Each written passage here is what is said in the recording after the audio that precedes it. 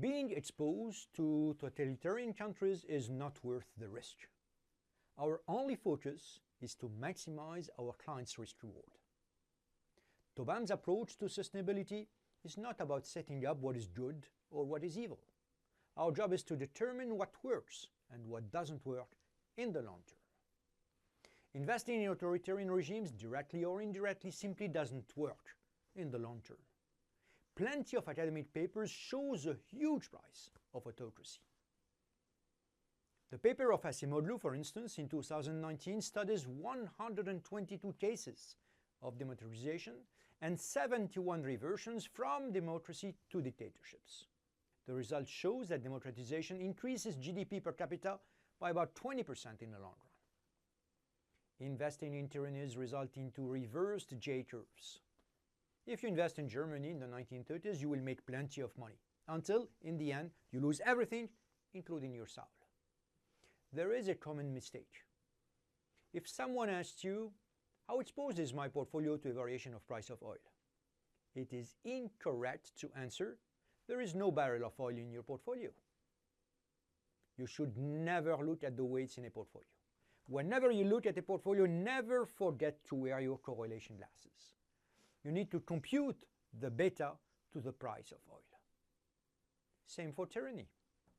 It would be wrong to say, I don't want to be exposed to tyranny and therefore I am simply going to avoid buying stocks listed in those countries. By doing this, you're going to only avoid a very tiny part of the problem. You need to avoid, in fact, companies exposed to authoritarian regimes, even when they are listed in democracies. According to the University of Yale, more than 1,000 companies listed outside of Russia had to close their businesses in Russia after the invasion of Ukraine. Their cumulated losses were north of $240 billion. McDonald's Canada, for instance, had to sell 800 restaurants for $1. Our investment philosophy is simple. There is a tyranny risk driver. This driver negatively rewards risk.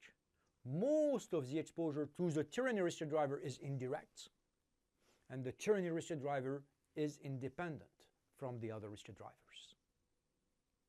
I really would like to stress that, very interestingly, tyranny is independent from the other risk drivers.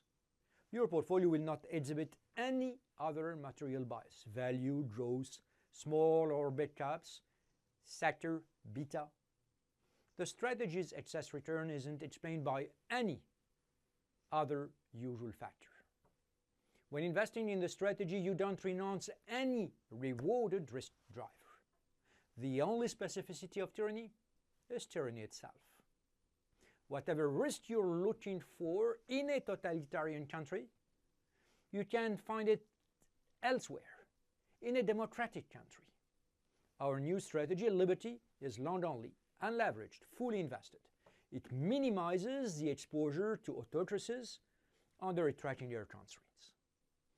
This will reduce your exposure to those countries by a ratio of 7-to-1 compared to a reduction of 7-to-5 when you only exclude direct investment in those countries. Our strategy is delivered in the format of 3 different implementations: ACWI, ACWI ex-US, and emerging markets.